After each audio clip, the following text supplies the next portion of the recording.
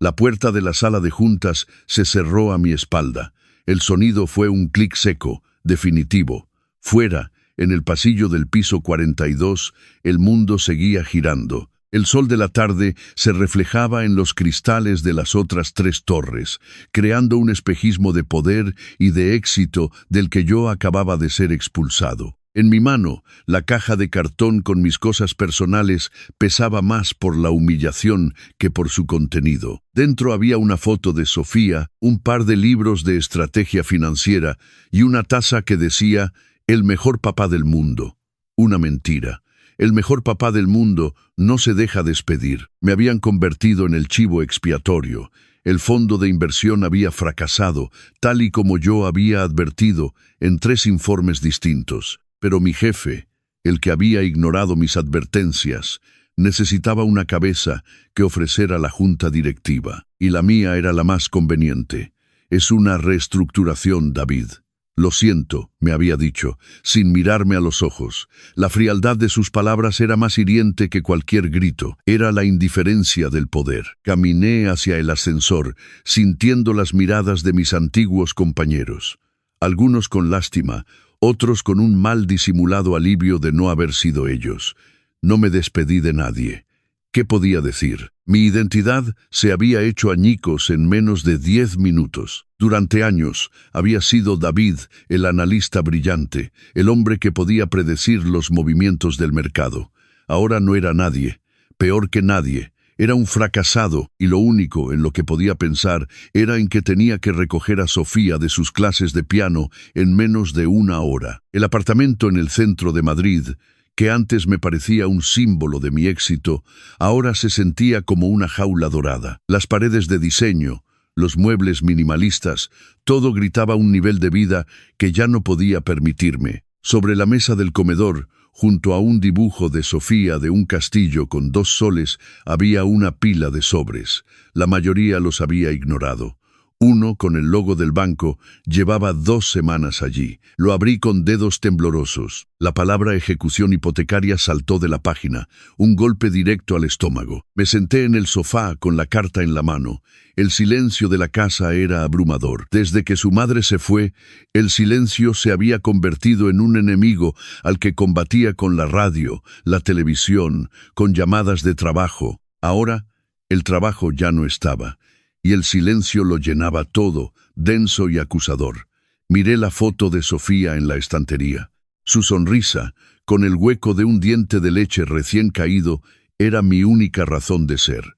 Y le estaba fallando. Le había prometido que nunca le faltaría de nada, una promesa hecha desde la arrogancia del éxito que ahora se desmoronaba. Mis ahorros, mermados por los costes de criar a una hija solo en la capital, no durarían más de 3 meses. La liquidación del despido apenas cubriría la siguiente cuota de la hipoteca. El pánico era una marea fría que subía por mi pecho. Necesitaba dinero, rápido. Y entonces, como un fantasma surgido de un pasado que me había esforzado en olvidar, apareció la imagen de la almazara. La vieja almazara de mi abuela Isabela, en un pueblo perdido de Jaén.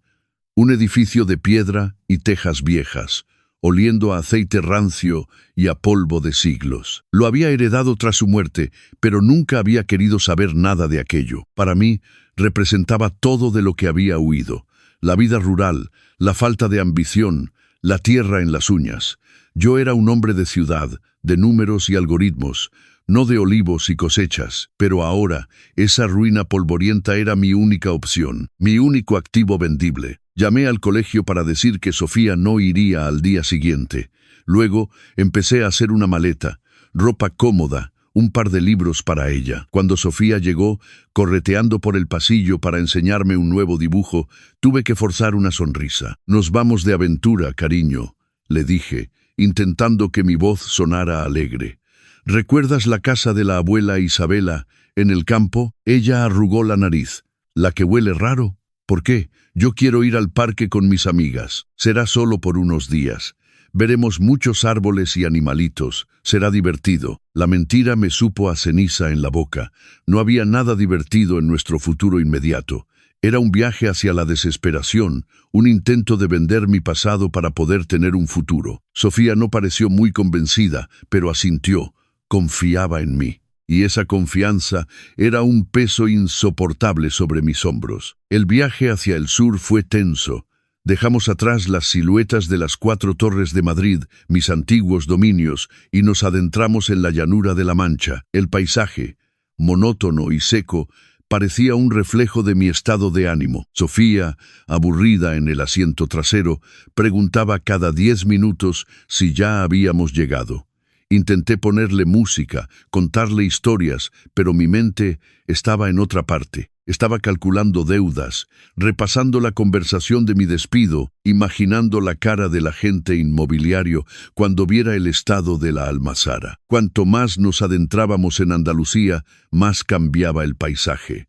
Las llanuras dieron paso a colinas suaves y luego a un mar infinito de olivos. Hileras y más hileras de árboles plateados, cubriendo cada palmo de tierra hasta donde alcanzaba la vista. Era el mundo de mi abuela. Un mundo que yo había despreciado por considerarlo pequeño y anticuado. Ahora, la inmensidad de aquel paisaje me hacía sentir insignificante. Llegamos al pueblo al atardecer. Era un puñado de casas blancas aferradas a una colina, silencioso y dormido bajo el sol poniente. Las calles eran estrechas, empedradas, no había ni un alma. La almazara estaba al final de una calle sin salida, un edificio de piedra más grande que el resto de las casas, con una puerta de madera maciza que parecía no haberse abierto en décadas. «¿Es aquí, papá?», preguntó Sofía con una vocecita. «Da un poco de miedo». «No tengas miedo, campeona. Es solo una casa vieja», le dije, aunque yo también sentía un escalofrío. Aquel lugar no era una casa, era una tumba, la tumba de una vida que yo había rechazado. La llave, grande y oxidada, giró con un chirrido agónico en la cerradura. Empujé la puerta y una bocanada de aire viciado nos golpeó. Olía a polvo, a aceite rancio, a madera podrida y a tiempo detenido. La luz del atardecer apenas se colaba por las ventanas sucias, dibujando largas sombras que se movían como fantasmas. El interior era una única y vasta nave. En el centro, las enormes piedras de molino, inmóviles como dólmenes prehistóricos. A un lado, la prensa con sus vigas de madera. Y al fondo, contra la pared, una hilera de enormes tinajas de terracota, más altas que yo. Para mí era un monumento a la decadencia, un lastre. Pero Sofía, tras su recelo inicial, miraba todo con los ojos muy abiertos. «Papá, ¿qué son esas jarras gigantes?», preguntó, señalando las tinajas. «Son tinajas, cariño. Ahí guardaba la abuela el aceite de oliva. Podemos meternos dentro». «No, Sofía. Están sucias y son muy viejas. No toques nada, por favor». Mi tono fue más brusco de lo que pretendía. Estaba agotado, frustrado. Solo quería hacer un inventario rápido, llamar a un agente al día siguiente y largarme de allí. Los días siguientes fueron un infierno de polvo y desánimo. Intentaba limpiar y ordenar un poco el caos, pero era una tarea titánica. Cada objeto que movía levantaba una nube de polvo que me hacía toser. Encontré viejas herramientas, sacos rotos, un calendario de 1998 colgado en una pared. Todo hablaba de abandono. Sofía, sin sus amigos ni sus juguetes, se aburría soberanamente. Se quejaba, lloriqueaba. Yo perdía la paciencia. Nos gritamos un par de veces. Me sentía el peor padre del mundo, arrastrando a mi hija a mi propio pozo de miseria. Una tarde, mientras yo intentaba desencajar una vieja pieza de la prensa, harto de todo, escuché a Sofía al fondo de la nave. Estaba sola, como casi siempre. La había visto antes rondando las tinajas, fascinada por su tamaño. La oí tararear una canción del colegio mientras golpeaba suavemente las paredes de barro cocido con los nudillos. 1, 2, 3, toc, toc, toc. Un sonido hueco y resonante. Siguió con la siguiente tinaja. Toc, toc, toc. El mismo sonido. Y con la siguiente. De repente, se detuvo. Popa ameliomu. «Ahora no, Sofía. Estoy ocupado», respondí, sin girarme. «Pero papá, esta suena rara». Suspiré, irritado. «Sofía, te he dicho que no toques nada, pero es verdad. Ven a escuchar». Su insistencia era inusual.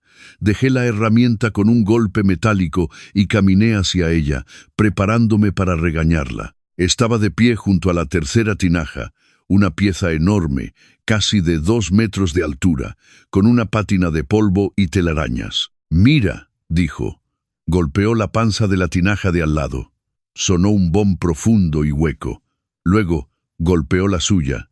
El sonido fue diferente, más corto, más seco, un toque apagado. «¿Ves? Suena a roto». Iba a decirle que eran tonterías, que me dejara en paz, pero me detuve. La curiosidad, una emoción que creía haber perdido, se abrió paso entre la apatía. Me agaché y golpeé yo mismo. Tenía razón. El sonido era distinto. No sonaba a hueco. Sonaba como si hubiera algo detrás. Pasé la mano por la superficie rugosa y polvorienta. No noté nada. Pero al insistir, mis dedos detectaron una finísima línea, casi invisible, que dibujaba un rectángulo en la parte inferior de la tinaja. No era una grieta, era una junta. Alguien había cortado una sección y la había vuelto a sellar con un yeso teñido para que coincidiera con el color del barro. Era un trabajo de artesano, hecho para no ser descubierto. «Sofía, ve a buscarme el martillo y el cincel pequeño de la caja de herramientas», le dije, y por primera vez en días mi voz no sonaba cansada, sino tensa por la expectación. Ella corrió, emocionada por participar en el misterio. Con cuidado, coloqué la punta del cincel en la junta y di un golpe suave con el martillo. Un trozo de yeso saltó. Debajo, la línea era más clara. Seguí trabajando, con el corazón latiéndome en el pecho. ¿Qué podía haber escondido mi abuela con tanto esmero? Joyas, dinero. Tras varios minutos de trabajo cuidadoso, el rectángulo de terracota se soltó. Lo retiré y lo dejé en el suelo. Dentro había un compartimento hueco, y en ese compartimento, envuelto en una tela encerada y atado con una cuerda de cáñamo, había un paquete. Lo saqué con manos temblorosas. Pesaba poco. Sofía me miraba, conteniendo la respiración. «¿Qué es, papá?» «Es un tesoro». «No lo sé, cariño. Vamos a ver». Deshice el nudo, que se deshizo en polvo entre mis dedos. Desenvolví la tela encerada, que crujió como hojas secas. Dentro no había oro ni joyas. Había un fajo de papeles amarillentos, doblados con cuidado.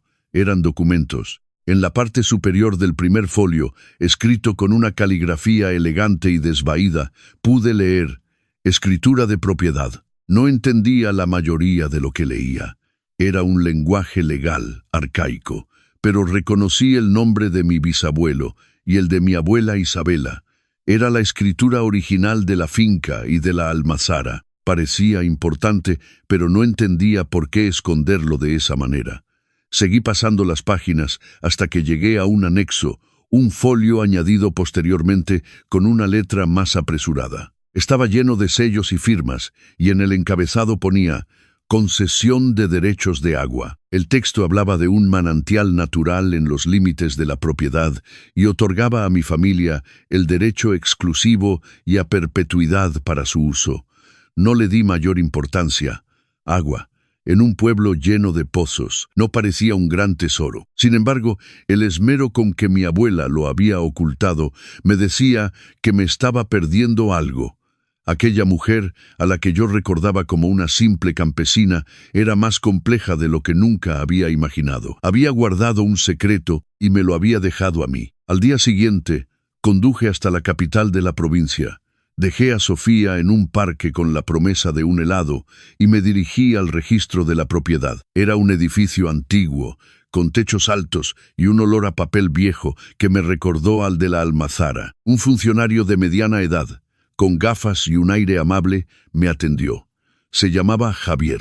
Le expliqué mi situación de forma vaga, que estaba pensando en vender una propiedad familiar y que había encontrado unos documentos antiguos. Le entregué el fajo de papeles. Javier se puso las gafas en la punta de la nariz y empezó a examinarlos con una lentitud profesional. Pasaba las páginas con un cuidado casi reverencial. «Ah, sí», murmuró, «una escritura de las de antes. Esto es historia de su familia». «Joven», asentí, impaciente. «¿Tiene algún valor?» Más allá de lo sentimental, quiero decir. Él levantó la vista y me miró por encima de las gafas. Su mirada era tranquila, comprensiva. El valor de la tierra es el que es. Puede consultarlo en el catastro.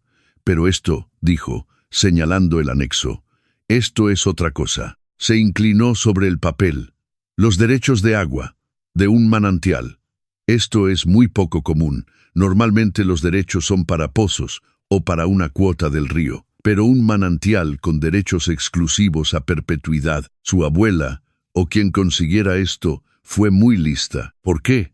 ¿Es valioso?, pregunté, sintiendo de nuevo esa punzada de expectación. Javier se encogió de hombros. Depende. El agua es vida, sobre todo en Jaén, pero el valor real depende de muchos factores, de si alguien más necesita esa agua, por ejemplo. Hizo una pausa, y luego me miró fijamente. Vio algo en mi cara, la desesperación mal disimulada, la sombra bajo mis ojos. Su expresión se suavizó. Mire, yo solo soy un administrativo, no puedo asesorarle, pero si yo estuviera en su lugar, no haría ningún movimiento sin hablar antes con un buen abogado, uno que se especialice en derecho agrario. Estos papeles podrían no ser nada, o podrían serlo todo.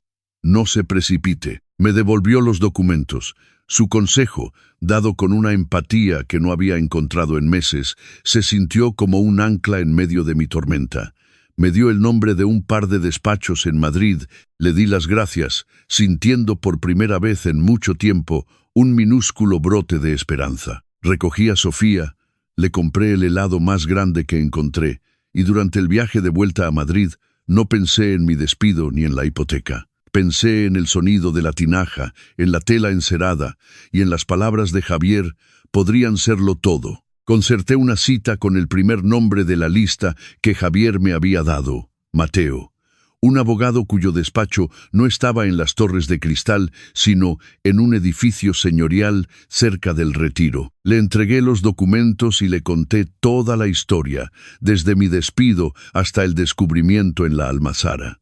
Él escuchó con atención, sin interrumpir, haciendo alguna anotación de vez en cuando. Sofía, a mi lado, dibujaba en un cuaderno que la secretaria de Mateo le había dado. Cuando terminé, Mateo tomó los papeles. Necesitaré unos días para verificar la validez de todo esto en los registros actuales y para investigar el contexto. Le llamaré en cuanto tenga algo. La espera fue una tortura. Volvimos a la rutina del apartamento, al silencio, a la incertidumbre. Cada vez que sonaba el teléfono, mi corazón daba un vuelco. Pasaron 3 días, 4, una semana. Empecé a pensar que todo había sido una falsa esperanza, que los papeles no valían nada y que mi única salida seguía siendo vender la almazara por una miseria. La desesperación volvía a llamar a mi puerta. Finalmente, al 10º día, Mateo llamó. «David, necesito que vengas a mi despacho. Trae a Sofía si quieres. Tengo los resultados». Su voz era neutra, profesional. No pude descifrar nada. 1 hora después, estábamos de nuevo sentados frente a él. La oficina estaba en silencio. Solo se oía el suave rasgueo del lápiz de Sofía sobre el papel. Mateo tenía un informe encuadernado sobre la mesa. «Bien», comenzó, juntando las manos. «He verificado la escritura y el anexo. Son completamente legales y están en vigor. La propiedad es tuya y los derechos de agua son tuyos, sin ninguna duda». Respiré hondo. Era un alivio, pero no la solución. «De acuerdo. ¿Y qué significa eso? ¿Cuánto puedo sacar por la finca?». Mateo no respondió directamente. Abrió el informe y giró una página hacia mí. Era un mapa de la región, con mi propiedad marcada en rojo. «Hace 2 años», dijo, «el gobierno aprobó el nuevo trazado para la línea del tren de alta velocidad, el AVE, que conectará Madrid con Jaén. La nueva estación se construirá a menos de 5 kilómetros de tu finca». Mi pulso se aceleró. Eso, por supuesto, ha revalorizado todas las tierras de la zona. Pero eso no es lo más importante. Pasó a la siguiente página. Era un plan de desarrollo urbanístico. Una corporación hotelera de lujo ha comprado la mayor parte de los terrenos adyacentes. Planean construir un complejo de agroturismo de 5 estrellas. Hotel, spa, campo de golf. «Un campo de golf», repetí, sin entender la conexión. Un campo de golf en el sur de España necesita una cantidad ingente de agua, y los acuíferos de la zona están sobreexplotados. No hay concesiones nuevas. Han estado intentando comprar derechos de agua a los agricultores locales, pero no es suficiente. Mateo hizo una pausa y me miró directamente a los ojos. Su voz bajó de tono, volviéndose más grave. Tu finca está situada en una cota más alta que sus terrenos.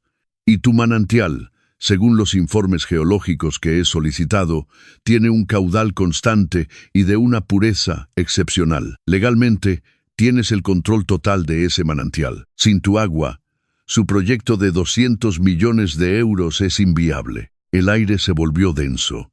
El sonido del lápiz de Sofía parecía venir de muy, muy lejos. Han estado buscando al propietario de esta finca durante meses, continuó Mateo. Creían que estaba abandonada, que los derechos se habían extinguido. No sabían de la existencia de estos documentos. Abrió el informe por la última página. Era una sola hoja, con unas pocas líneas de texto y un número. Un número muy largo. He hecho una valoración conservadora, dijo Mateo, empujando el informe hacia mí. Considerando la necesidad estratégica de la corporación y la exclusividad de tus derechos, este es el valor estimado de tu propiedad, no de la almazara y la tierra, sino del agua que hay debajo de ella. Miré el número. Mi cerebro, entrenado para procesar cifras millonarias, se negó a comprenderlo. Las comas, los ceros, se arremolinaban ante mis ojos. Era una cifra que cambiaba no solo mi futuro, sino mi pasado y mi presente. Era la redención, era la seguridad, era la libertad. Levanté la vista del papel, aturdido. Mis ojos buscaron a Sofía. Estaba sentada en un rincón, completamente ajena a la conversación, dibujando con una concentración absoluta. Había dibujado la almazara, pero no como yo la veía. En su dibujo no era una ruina oscura, era una casa grande y soleada, con flores saliendo de las ventanas y un camino de piedras de colores que llevaba a la puerta. Y en la puerta nos había dibujado a los dos, de la mano, sonriendo. Miré el número de nuevo. Luego miré a mi hija, y por primera vez en semanas, en meses, sentí que podía volver a respirar. El fantasma de mi abuela, desde una tinaja polvorienta, acababa de lanzarme un salvavidas. Abrió el informe por la última página. Era una sola hoja, con unas pocas líneas de texto y un número muy largo. He hecho una valoración conservadora, dijo Mateo, empujando el informe hacia mí. Considerando la necesidad estratégica de la corporación y la exclusividad de tus derechos, este es el valor estimado de tu propiedad, no de la almazara y la tierra, sino del agua que hay debajo de ella. Miré el número. Mi cerebro, entrenado para procesar cifras millonarias, se negó a comprenderlo. Las comas, los ceros, se arremolinaban ante mis ojos. Era una cifra que cambiaba no solo mi futuro, sino mi pasado y mi presente. Era la redención, era la seguridad, era la libertad. Levanté la vista del papel, aturdido. Mis ojos buscaron a Sofía. Estaba sentada en un rincón, completamente ajena a la conversación, dibujando con una concentración absoluta. Había dibujado la almazara, pero no como yo la veía. En su dibujo no era una ruina oscura, era una casa grande y soleada, con flores saliendo de las ventanas y un camino de piedras de colores que llevaba a la puerta. Y en la puerta nos había dibujado a los dos, de la mano, sonriendo. Miré el número de nuevo, luego miré a mi hija, y por primera vez en semanas, en meses, sentí que podía volver a respirar. El fantasma de mi abuela, desde una tinaja polvorienta, acababa de lanzarme un salvavidas. A los pocos días, tal y como Mateo había predicho, llegó la oferta. Era agresiva, directa y abrumadora. La corporación hotelera no se andaba con rodeos. Me ofrecían una cantidad ligeramente superior a la valoración de Mateo, un pago inmediato y un contrato que me liberaba de cualquier responsabilidad futura. Era un billete de salida, un borrón. Mateo me lo presentó en su despacho, con la calma de un cirujano. Es una oferta excelente, David. Limpia, rápida, aceptas y en un mes tienes el dinero en tu cuenta. se acabaron los problemas. Puedes pagar la hipoteca, comprar un apartamento mejor, asegurar la educación de Sofía hasta la universidad y más allá. No tendrías que volver a preocuparte por el dinero en tu vida. Era la solución lógica, la solución que el David de hacía un mes, el analista financiero, habría aceptado sin dudar. Vender un activo sobrevalorado por una necesidad estratégica del comprador era el negocio perfecto. Era la culminación de todo lo que había aprendido. Podríamos volver a Madrid, a nuestra vida. Sofía podría volver a su colegio, a sus amigas, a sus clases de piano. Yo podría tomarme un tiempo, quizás montar mi propia consultora, sin la presión de un jefe, sin el miedo a un despido. Era la victoria. Voy a aceptar, dije, casi en un susurro. La decisión estaba tomada. Era lo responsable. Era lo que un buen padre haría, garantizar la seguridad de su hija. Pero esa noche no pude dormir.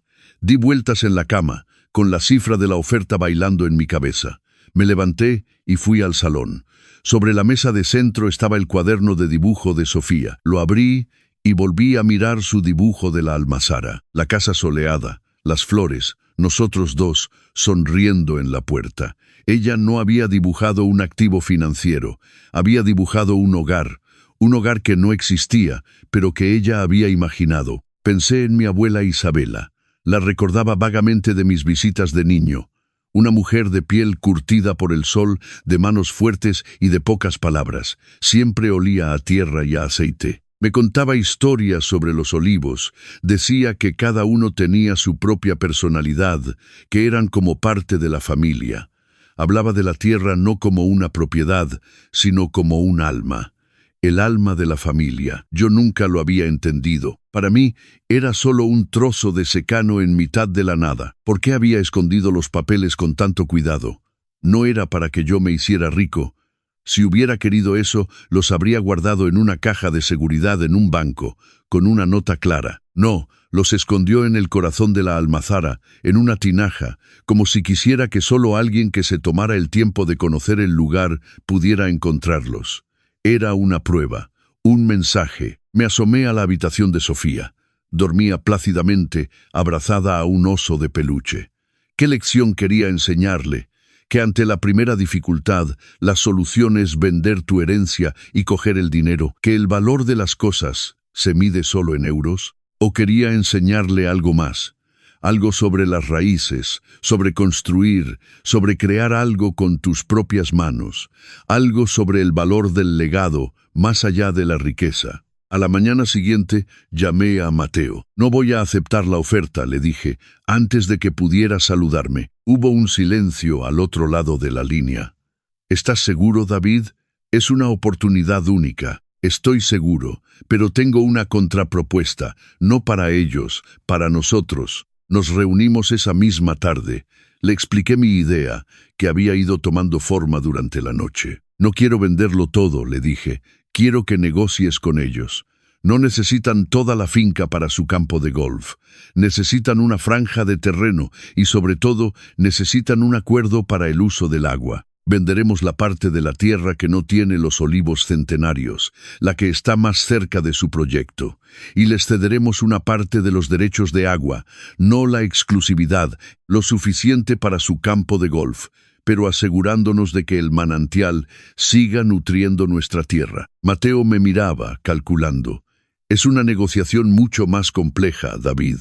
Podrían retirarse. No lo harán, respondí, con una seguridad que me sorprendió a mí mismo. Su proyecto depende de ello. Están demasiado invertidos. Negocia duro. El capital que saquemos tiene que ser suficiente para dos cosas: liquidar mis deudas y tener un colchón de seguridad. Y hice una pausa. Y para restaurar la almazara, Mateo arqueó una ceja. ¿Restaurarla? ¿Para qué? Para volver a hacer aceite. Un aceite de oliva de alta calidad. Un aceite que cuente una historia. Saqué el dibujo de Sofía de mi maletín y lo puse sobre la mesa. Quiero construir esto. Para ella. Mateo miró el dibujo. Luego me miró a mí. Una lenta sonrisa se dibujó en su rostro. Tu abuela estaría orgullosa. De acuerdo. Manos a la obra. Yo me encargo de los tiburones corporativos, tú encárgate de resucitar ese montón de piedras. Las negociaciones fueron duras y se alargaron durante semanas, pero yo tenía razón. La corporación, aunque frustrada, no tenía otra opción. Al final, llegamos a un acuerdo. Vendimos una porción de la tierra y firmamos un contrato de cesión de agua que nos garantizaba un ingreso anual sustancial, además de una suma inicial que era más que suficiente para mis planes. Pagué la hipoteca del apartamento de Madrid, pero no lo vendí. Lo guardé como una opción, como un recordatorio de la vida que dejaba atrás. El resto del dinero lo transferí a una nueva cuenta, una cuenta para el proyecto. Volvimos a Jaén. Esta vez el viaje fue diferente. No había tensión en el coche. Cantamos canciones. Le conté a Sofía nuestro plan. Vamos a arreglar la casa de la abuela Isabela, le dije, y vamos a hacer el mejor aceite de oliva del mundo. Sus ojos brillaron. ¿De verdad? ¿Y yo puedo ayudar? Claro que sí. Serás mi socia principal. Los primeros meses fueron un torbellino de actividad. Contraté a un pequeño equipo de constructores del pueblo, hombres mayores que habían conocido a mi abuela, que incluso habían trabajado para ella de jóvenes. Al principio me miraban con desconfianza, el niño de la capital que venía a jugar a los granjeros.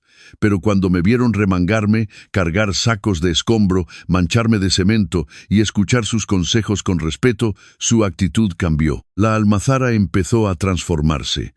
Tiramos los tabiques que no eran originales, dejando la nave principal diáfana, como había sido en sus orígenes. Limpiamos las enormes piedras del molino, que volvieron a mostrar su granito veteado. Restauramos la vieja prensa de vigas de madera, no para usarla, sino como una escultura, como el corazón histórico del edificio. Instalamos maquinaria moderna y reluciente de acero inoxidable en un lateral, una concesión necesaria a la eficiencia. Sofía era mi sombra, ayudaba en todo. Con un pequeño casco de plástico que uno de los obreros le regaló, pasaba el día explorando. Pintaba piedras de colores para decorar el jardín, regaba las macetas que habíamos puesto en las ventanas. Su risa resonaba entre las viejas paredes de piedra, llenando el lugar de una vida que probablemente no había tenido en un siglo. Un día, mientras yo diseñaba las etiquetas para las futuras botellas, ella se sentó a mi lado. «Papá, ¿cómo se va a llamar nuestro aceite?» Había pensado en nombres comerciales, modernos, que sonaran bien en mercados internacionales, pero la miré a ella, tan seria, tan implicada. «No lo sé, Sofía. ¿Tú qué piensas?» Se quedó pensando un momento, con el dedo en la barbilla. Debería llamarse como la abuela, porque esto era suyo, y ella nos lo dejó. La sencillez de su lógica me desarmó. Tenía toda la razón. «Legado de Isabela», dije en voz alta. Sonaba perfecto. Era honesto. Era real. Sofía sonrió, orgullosa. «Legado de Isabela», repitió, y con un rotulador lo escribió en un trozo de madera, con su letra infantil y torcida. Ese fue nuestro primer letrero. El proceso de reconstruir la almazara me reconstruyó a mí. Cada día descubría un placer que no conocía, el placer de ver algo tangible crecer bajo mis manos, el olor a madera nueva, a pintura fresca, a tierra mojada. Había pasado mi vida en un mundo abstracto de cifras y proyecciones, un mundo donde el éxito era un número en una pantalla. Aquí, el éxito era una pared limpia, una viga restaurada, una sonrisa de mi hija. Mi vínculo con ella se hizo más fuerte que nunca. Ya no era el padre estresado que llegaba tarde a casa. Éramos un equipo. Cocinábamos juntos, en la pequeña cocina que habíamos improvisado. Le leía cuentos por la noche, bajo la luz de una bombilla desnuda, y nos dormíamos agotados y felices. Cuando la almazara estuvo lista, era incluso más bonita que en el dibujo de Sofía. La fachada de piedra limpia, las tejas nuevas, las ventanas con geranios rojos. Convertimos la parte delantera en una pequeña tienda y sala de catas, con las viejas tinajas como elemento decorativo principal. La nave de producción, impecable, brillaba al fondo. La noticia de la reapertura corrió por el pueblo. La gente empezó a acercarse, primero con curiosidad, luego con entusiasmo. Los ancianos que habían conocido a mi abuela venían y me contaban historias sobre ella, sobre su carácter fuerte, su generosidad. Tu abuela estaría muy orgullosa de ti, muchacho, me dijo un día un viejo agricultor. Has devuelto el alma a este lugar. Me di cuenta de que los pequeños olivareros de la zona estaban siendo ahogados por las grandes cooperativas y los precios bajos. Tenían un producto excelente, pero no sabían cómo venderlo. Recordé mi plan. Les propuse crear una cooperativa bajo la marca Legado de Isabela. Nosotros nos encargaríamos de la producción con la nueva maquinaria, del embotellado, del marketing. Ellos solo tendrían que preocuparse de cuidar sus olivos como siempre habían hecho. A cambio, recibirían un precio justo por su cosecha, mucho más alto del que obtenían. Fue el nacimiento de una comunidad. La almazara se convirtió en el centro neurálgico del pueblo. Los agricultores traían sus aceitunas. Los ancianos se sentaban al sol en la puerta, contando historias a Sofía, que ahora tenía una docena de abuelos que la mimaban y le enseñaban los secretos del campo. Había encontrado algo que el dinero nunca podría comprar. Un hogar, una comunidad, una familia extendida. Pasaron los meses. Llegó el otoño, y con él la primera cosecha. El aceite que produjimos era excepcional. Un zumo de aceituna verde, fragante, con un ligero picor al final. Ganamos premios. Empezamos a exportar a Europa, a Estados Unidos. Legado de Isabela se convirtió en una marca de prestigio, pero para mí, el verdadero éxito no estaba en las cifras de ventas, estaba en el día a día. Una tarde soleada de noviembre estaba enseñando a Sofía a catar el aceite como un juego. Le explicaba cómo olerlo, cómo sorberlo, para notar todos los matices. Ella se reía, con la barbilla manchada de aceite. Estábamos sentados en un banco de piedra fuera de la almazara, bajo el sol cálido. El aire olía a leña y a aceituna recién molida. Me sentí plenamente feliz, una felicidad tranquila, sólida, que no había sentido nunca en mi vida. Entonces, un coche que no reconocí subió lentamente por el camino de tierra y se detuvo.